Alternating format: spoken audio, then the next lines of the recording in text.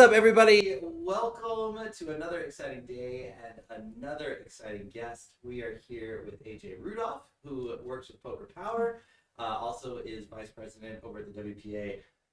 Wears many hats, does a lot of wonderful things. We're going to get into a lot of awesome conversations today. I'm really excited. I've been kind of respecting and watching AJ from afar. I actually literally was sitting, it was the last year that Rita was in, you were at breakfast, and I saw you, and I was getting ready to come up and introduce myself. Hey, it's nice to meet you. And then this guy came over and like offered to pick up your check. I don't know, it was something weird. You looked a little like kind of miffed with him, and I'm like, I am not going to come over here and interview somebody now. So I just kind of walked away. But I'm really glad we got to meet, and I'm really glad you're here today.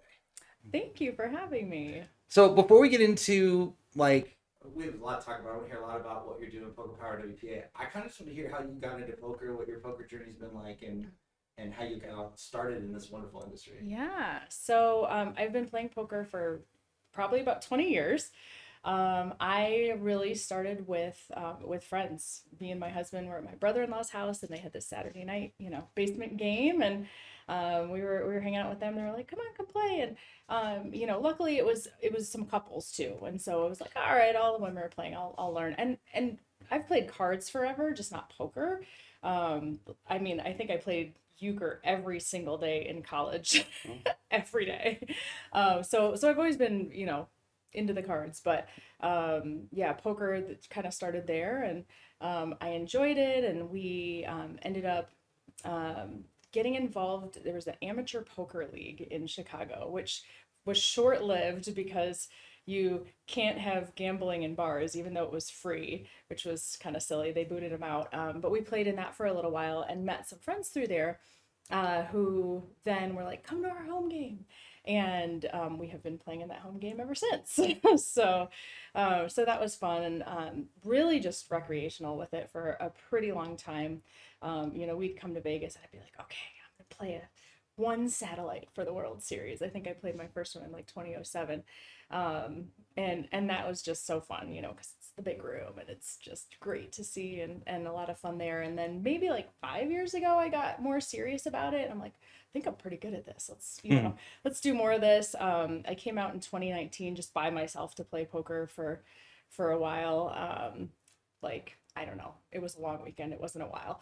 And then, ended up hearing about PokerPower through Sarah Steffen, who also played in this home game in Chicago. And then, it's just kind of spiraled out of control from there in a good way. So are you self-taught? Have you had coaches along the way? Like what's been your path educationally to get where you're at today? Yeah, previously did not have any coaching before PokerPower.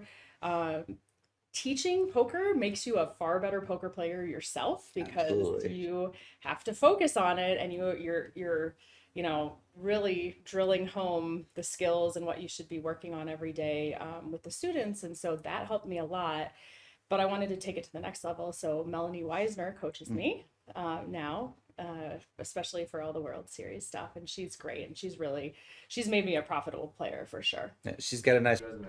That's a good She does. Yes. She's awesome. So my mom, who's been doing a wonderful job behind the scenes, getting cameras set up and all that stuff, one of her proud moments in poker was in a WPA event. She finished, what did you finish, Mom? 26th?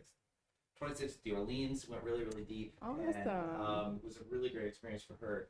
And I know a lot of people have heard about the WPA. They kind of know, what the letters stand for, all that. But talk a little bit more about what your organization is trying to do, how they're advocating for women in poker, and kind of what you do in that, like how you're contributing to that. I mean, those events just don't happen on their own. So. They don't. And so to be clear, we don't actually run the events ourselves. We make sure to support as many ladies events as want our support. We, give gifts for the final table. We provide the trophies and that sort of thing. And really our goal is just to, do a lot of that, encourage people to run ladies events, support women in poker.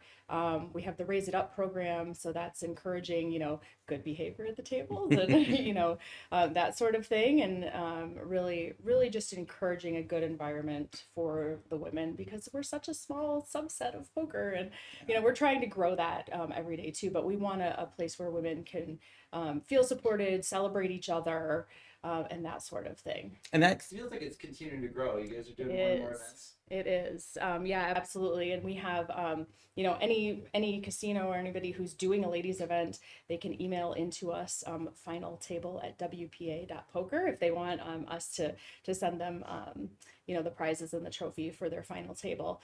We're happy to do that. And it really has been growing. We've been getting a lot of interest there, and it's great to see. and how does that Are there dues, or are you guys just getting sponsorships, and like how are you guys helping to make that happen? We really just do fundraisers throughout the year. We're actually doing one at the World Series.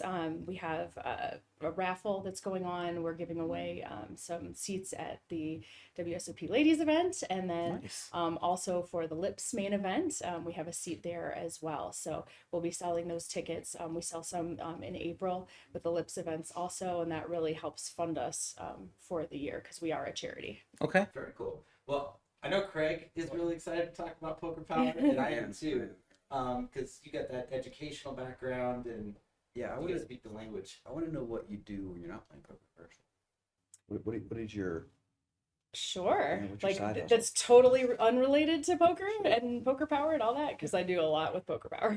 Because that's really my full-time job. Oh, But that is okay. it That's is. that's kind of what I want to know. Exactly. That is your full time. Yeah, it is. It is. My background's actually in technology and apps and website development and that sort of thing. So with PokerPower, like you said, I wear a lot of hats. We have a poker app that we've developed that I've really run point on all of that. I don't develop it. We have developers, but pretty much everything else has been from my side. And I do a lot of our in-person instruction. We do workshops at companies all over the U.S. And so I travel a lot for that and work with our teachers and our curriculum and keeps me plenty busy. So one thing I would ask is that a lot of your educational stuff is geared towards people who are fairly novice at poker. Yes. Okay. So what do you find? What are the biggest obstacles you find in kind of getting people over those first few humps in that process? Yeah. So even just there's usually a big hurdle even getting them to think that poker is for them. Because I would say 95% of the women that work with us have never played before ever. So a lot of them come to us through their company. It's a fun workshop that their company puts on. Their company likes to do it because you're always looking for those fun things, right? But we're skill building. So it's, 1, 2, they can check that off for HR and Yeah. right. It really works out well for them. And then it ends up being so much fun. We talk about everything from a female empowerment standpoint when we teach because there is a lot of it that applies there. And when you're doing anything in a male dominated world, you really have to think about how that affects a person walking into a room that's 96% men. It can be a little intimidating. And especially if you're new to poker too, you don't want to make mistakes. You don't want to look stupid. All of those types of things. And we do a lot of our teaching virtually. So with the poker app and then via Zoom. So we have live teachers on all of our virtual classes. But we actually find a big hurdle trying to get the women to go play live. Because it's a scary thing to do to walk in that room. It's a massive room if you're thinking like World Series, but even just, smaller things in their hometown, it's just tough to get over that. But once you do it and you're like, oh, this is so cool. We actually, a friend of mine, Gina Logalbo, she is here playing her first World Series event. Oh, very cool. And she learned through PokerPower. And she, I think one of the coolest things she said, she's just like, I never knew how fun it would be playing at a table full of strangers for 13 hours in a day. Yeah. But she was ready to do it all over again today. So From your experiences in working in this corporate side or taking these poker concepts into the corporate world, talk about some of the connections you can make between skill sets and strengths in poker applicable to other environments and other types of kind of the corporate business world. yeah, absolutely. So there's a lot of correlations we draw there. One of the biggest is negotiation. Every round of betting is a negotiation, right? I'm setting my value for my cards. I'm saying they're worth this much and you have to meet my price. And especially with women, they don't negotiate.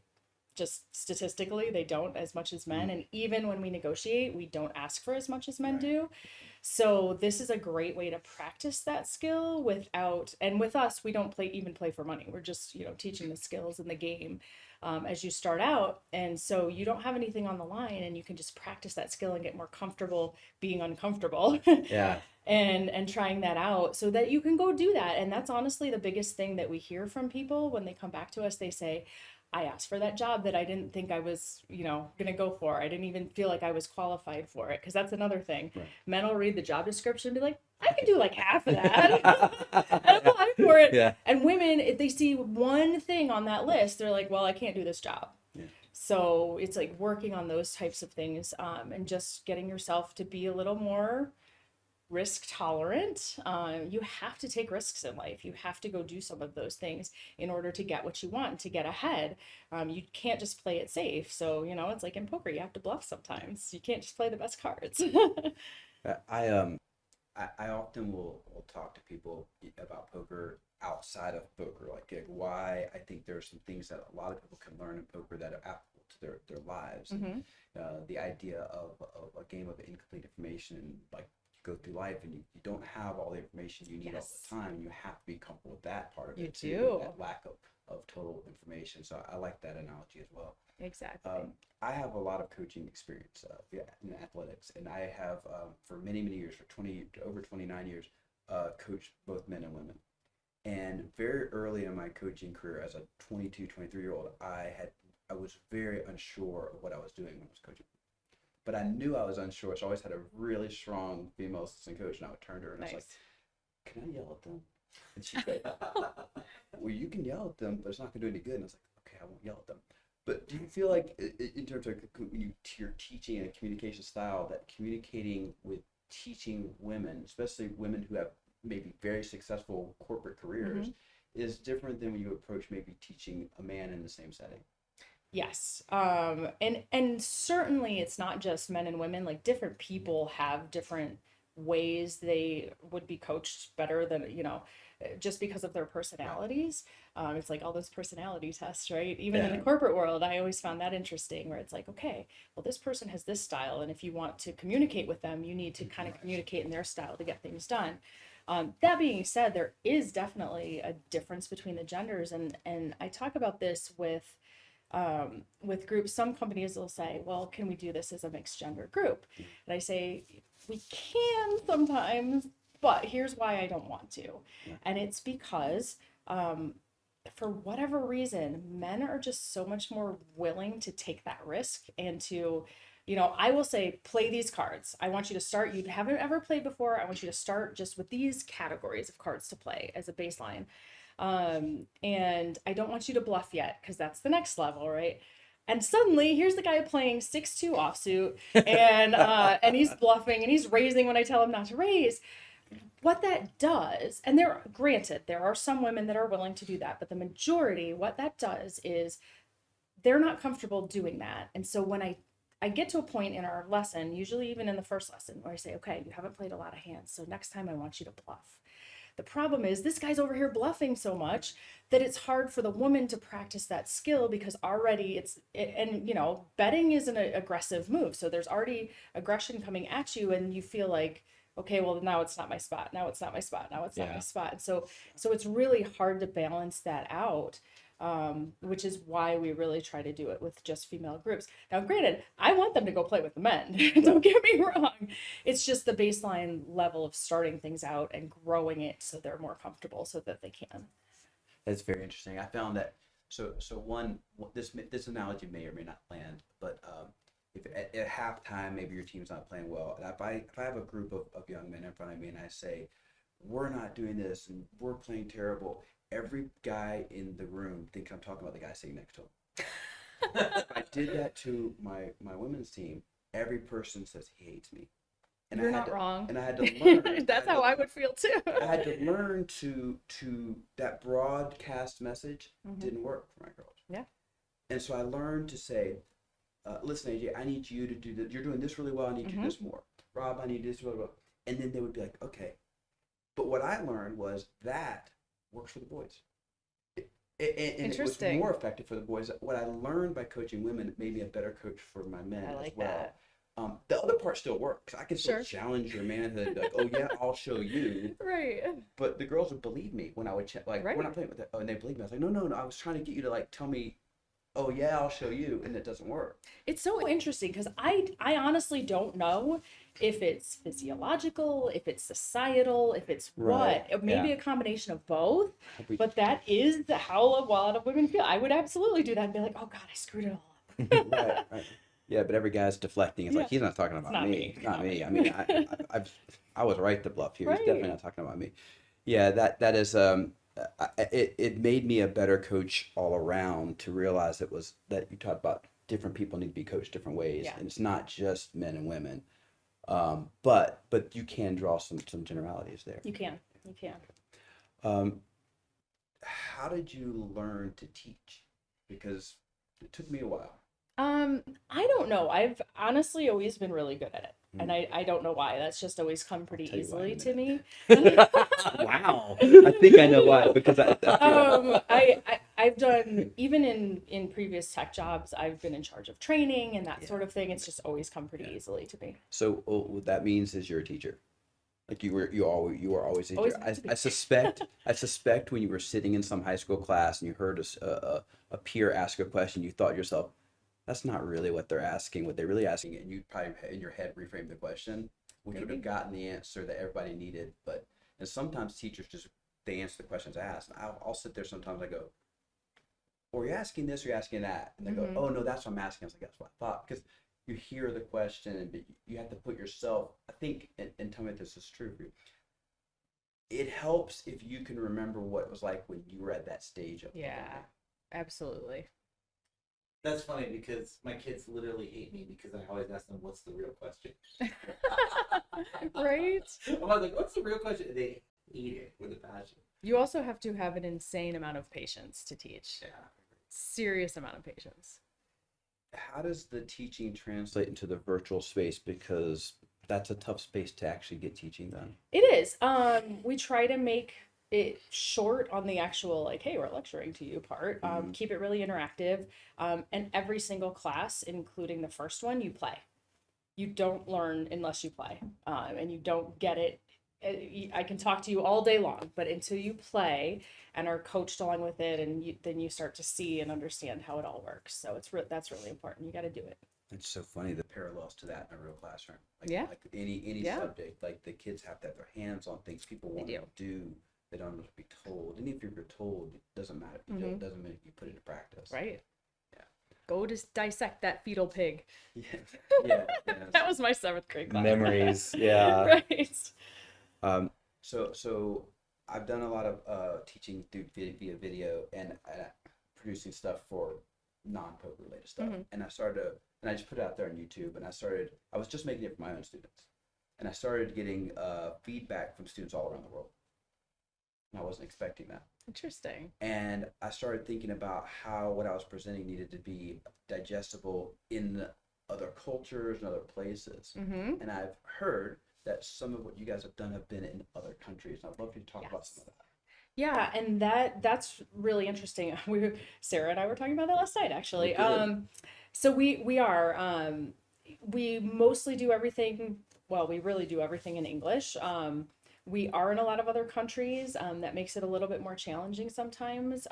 Probably the biggest thing, and we've had to adjust the curriculum a little bit for this. We do an entire program with Global Give Back Circle in Kenya, which is these are high school aged girls in different groups, and they most of them have had a really awful time in life, but they are now part of this organization that helps them and tries to get them into careers and just better situations in life. And so we work with them quite a bit. I'm sorry, could you repeat the name of that organization? Global Give Back Circle. Yes. They're fantastic, and we've had a pretty successful program with them, but it has taken some adjustment to get it right for them. Some of it's not exactly a language barrier, but sometimes it's a terminology and just general not concept, but just our life is very different than their lives, obviously. So you kind of need to adjust a little bit for that. But what really resonates with them is, we actually give them homework, and they come back and tell us about a time when you were courageous, or tell us about a time when you were, because our first lesson is about having some courage to go do a new thing. Um, and some of the stories you get back from these girls, and you're like, oh my gosh, I'm so privileged in life. Yeah. But it helps them think through and recognize some of the things that they have done in their life that's amazing. And we encourage them, to continue to do these types of things, and build courage and discipline and all these things that poker can teach. So we have found there have been some adjustments to make those programs work and be successful. But for the most part, those messages kind of transcend and make sense to all the women of the world. Yeah, I'm fascinated by that. I mean, the cultural, couching all these things in the culture that you're in. And you're talking on one hand, these high level corporate entities and women who have these certain lives and are engaged in these high level negotiations in male dominant worlds. And then a young girl in Kenya who again has these cultural barriers to achievement or expectation, and then the commonality of using a game like poker to teach those lessons is. I'm super interested to dig more into that on my own. Yeah. We can maybe talk some more. Absolutely. I thought you'd be excited with that. Yeah, it's interesting to me too, because I've spent 15 years in the tech industry and worked for a lot of different companies along the way. I've never been in a position to work in tech in a way that was rewarding. And I gotta imagine for you, you guys have had some success stories, some awesome experiences, and there's been a lot of rewarding, I guess, or feeling good about the work you're doing and the impact you're making. What are some of the cool stories you have about impacts you guys have made all over the world? Yeah, really, I mean, Global Give Back's a great one all over the world, but I get immediate feedback, and all of our teachers do, when we do a live event, when we do a class, even after that first class, just hearing how the light bulbs went off, how this makes so much sense, and I could absolutely immediately start using this in my life today. Especially in male dominated industries, but just in general, encouraging you. I mean, you can use this in relationships. It's the negotiation that you have in a relationship sometimes where this applies. That's why I keep losing. There's so many places, and I will tell you, so we do teach people at all stages of their career.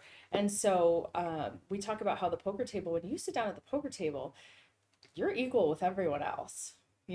Just because this is the CEO and you're an executive assistant or the front desk person or whatever, you sit down, you all start with the same amount of chips, you all have the same opportunity. And that's kind of a cool way to level the field, and even think about that in poker. So you could sit down with the best of the best in any one of these events. You don't get seated special because you're a pro over here.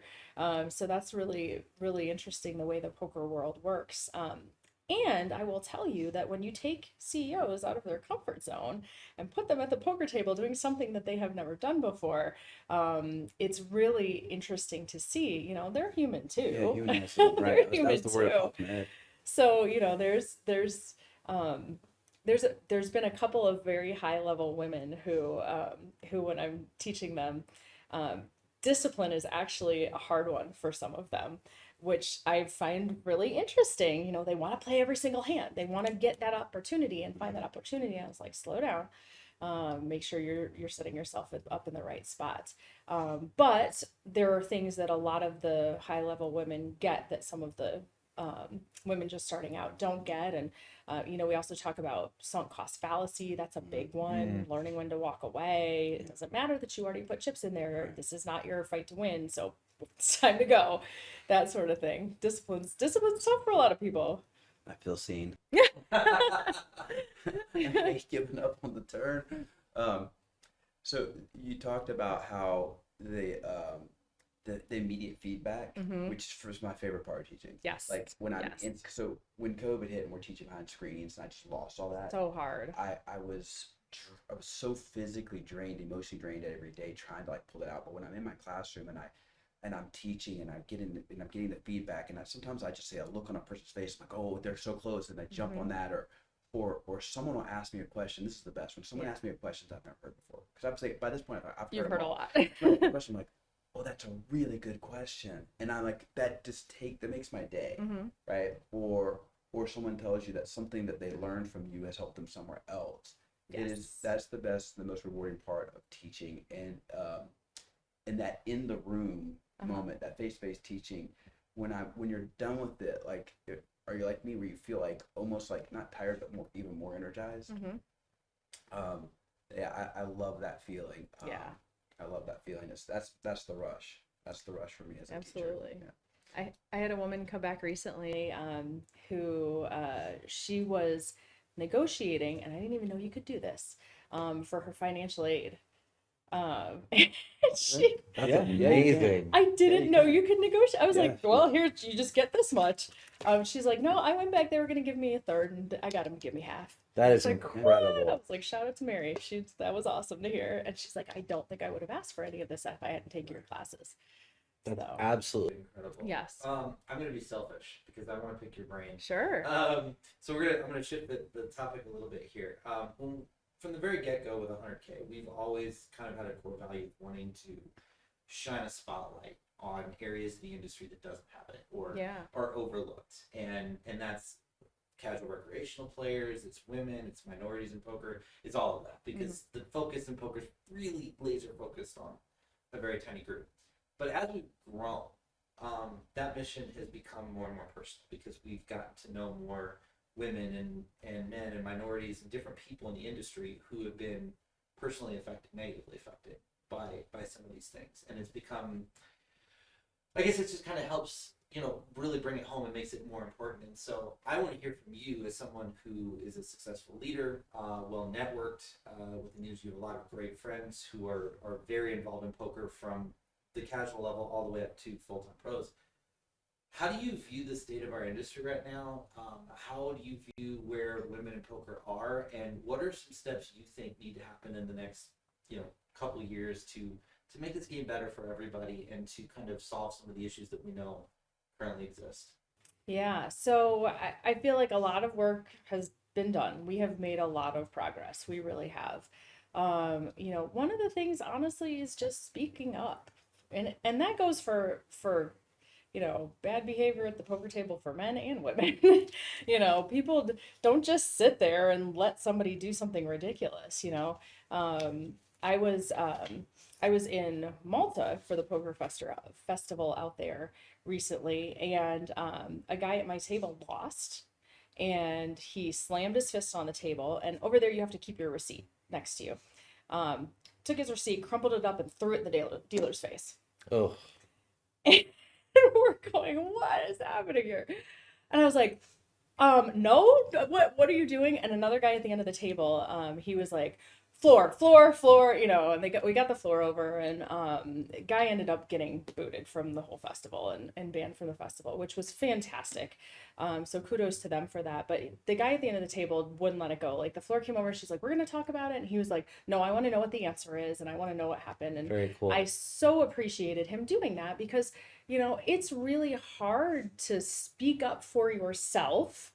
And then all of a sudden it feels like maybe there's a target put on you because people are like, oh, you're being too sensitive or whatever, that sort of thing. So it's really hard to speak up in that situation if it happened to you, or, so having somebody else speak up for the dealer wasn't going to say anything. She was just kind of like, oh, whatever, So just having somebody speak up when they see those types of situations, whether that was a man or a woman dealer, that was so ridiculous. So that type of thing, I think we just need to continue to do, and to continue to be like, yep, you're right, that was not okay, and we're not going to tolerate those types of situations. And another thing is, invite the women in your life to play. try to get them to play too. It's not for everybody, certainly not every game is for everybody, but it's a fun thing I think couples can do together too.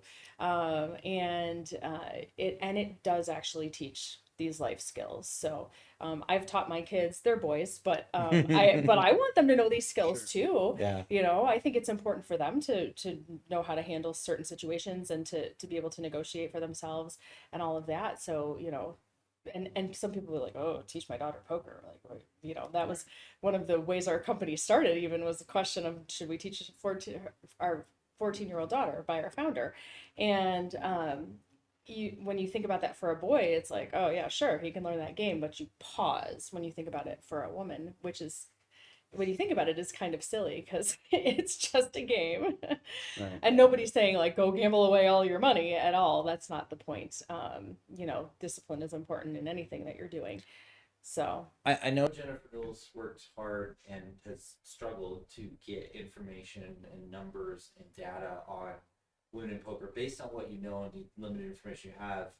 Are women in poker growing? Is that, are we expanding in those areas? I think we are. It's slow and it's incremental, but I think we are. We'd love to see those numbers, after World Series, pulling those down and seeing like, okay, we've creeped up a little bit. There's record numbers at the World Series this year, and I think we will see record numbers on Thursday for the ladies event as well, which is great. So hopefully we keep that going and So we've been interviewing a bunch of ladies. We're doing a documentary again this summer. We did one last summer, and we're focusing kind of on, we're going to do an episode on that women's event. We've been kind of asking ladies what that ladies event experience is like, and getting, so tell us, like, what's it like for you to play in that ladies event? What's the atmosphere like? How intense is the competition? Kind of, there's a lot of people in the audience never going to play. Are never going to play a ladies event. Talk about. So, one thing about the ladies event, and it always boggles my mind when you're like, oh, well, men should be able to play too, because you hear that from some people, and it's like, it's one event. Nobody complains about the seniors. right. Not one person complains about the seniors. It's one event. And what it does is it gives that space for, let's say a woman's never played. And it doesn't have to be World Series too, but I say World Series should always do the same thing that all the other ladies events are doing, because it sets the bar, right? Yep. Sets the bar for everybody else. But that ladies event sometimes is the entrance way for the woman who is terrified to go play. It's intimidating for her friends to be like, come on, we're gonna go play this ladies event. And playing that with all these women, it's just a fun environment for the most part. We're like, oh, look at your nails, those are so cute. Like, just those types of conversations that are never going to happen at a regular poker table. It makes it a fun environment, and it gets them more excited about the game. It is still competitive. Don't get me wrong. I want to win that on Thursday. Yeah. I'm not going to go soft on anybody, but I will absolutely, if I know you're new to the game, I'm going to help you understand the rules, and I am going to make sure the dealer knows, hey, she's new, help her more, and that sort of thing, so that they feel comfortable to play, because we want more people in this game. Any new people to the game is great for literally everybody. So why wouldn't we want those new players? I've never understood that, where people, give new players at a table a hard time. Why would you do that? We want them to come back. Right. Yeah. It's an unbelievable dynamic. And the whole thing about people being upset about the latest event is just beyond ludicrous. Yeah. And there was, 2 years ago, there was a guy who played the ladies events, and there was a whole Twitter thread that I got involved in about that, and people were like, well, he's juicing the pot and blah, blah, blah, blah, blah. Okay, but what about the women playing at that table that now got the guy? Yeah. That's not the point. We don't want to, and I understand for this guy in particular, there have been some guys, like the guy in Florida, his intentions were not good. This guy's intentions were good. And so what happened the next year was, couple people talked to him and were like, if you really want to help juice the pot, why don't you put 10 women into, because it's a $10,000 buy-in for the guys, so why don't you put 10 women into it instead and give people an opportunity that wouldn't be able to because they couldn't afford that buy-in or whatever. Then you're doing exactly that, and you're helping get more women into the game, and that's exactly what he did. And I was like, yes, that's the right way to help. That's the right way. I gotta imagine, And it's interesting because I was watching the Only Friends podcast when Caitlin and Ebony and Katie Stone, they were all talking about this. It's like every state has different laws, which makes it incredibly frustrating because so frustrating. So many loopholes you have to go through to even run an event like this. I gotta imagine though, like there has to be an additional level of comfort and relaxation in an event like that. Just knowing you just don't have, and it's not like I'm sure you played many tournaments where you get to the table, there's guys there, it's great, everybody's talking, there's a good party. It's not like every table that a woman goes to is bad. No. But you don't need very many bad experiences to have nerves, to have anxiety around. Is today going to be that day? Right. You know?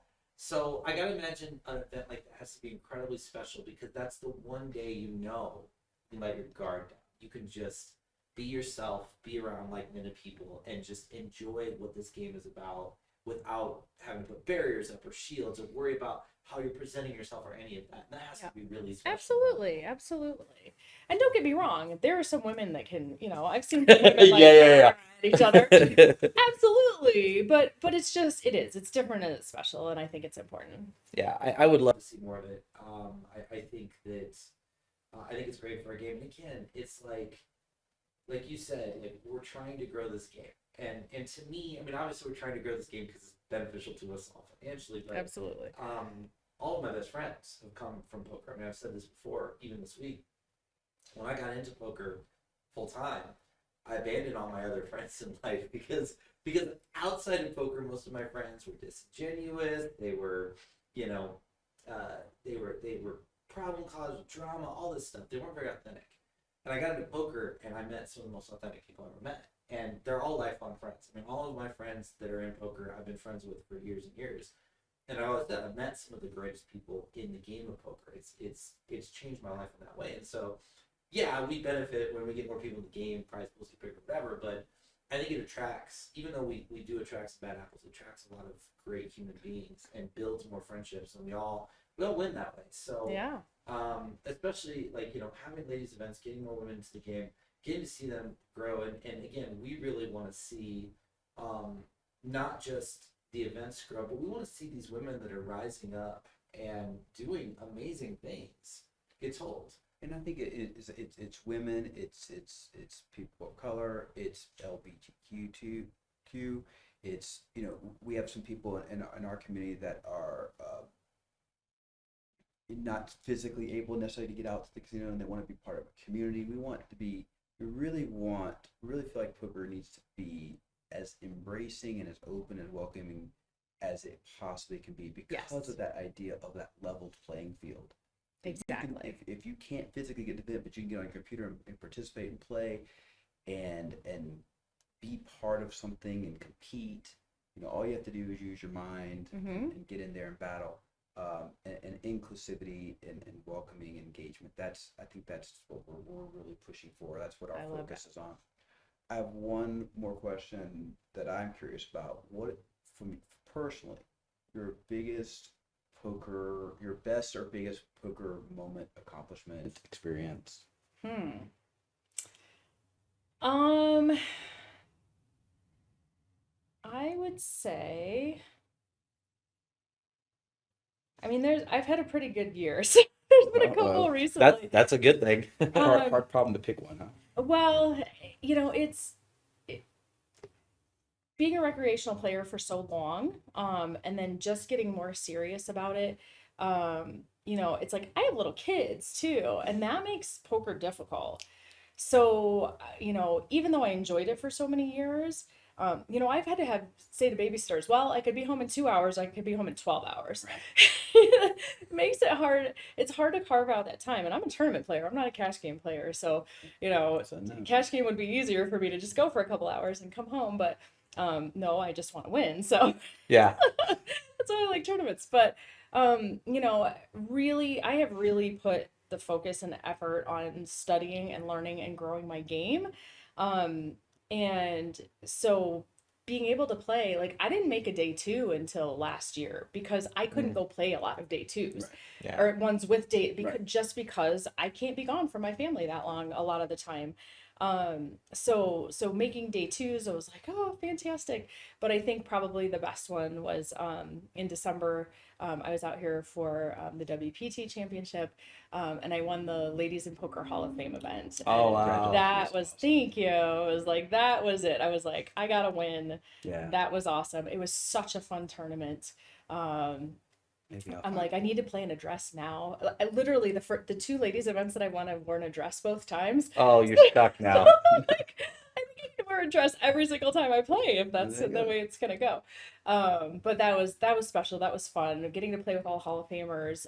They were an absolute blast. It was such a great day. It was right after the Hall of Fame awards, and everyone was just such a fun mood, and I love that. So Wow, that's awesome. That is incredible. So we have a lot of women in our community that are growing, playing poker, being successful.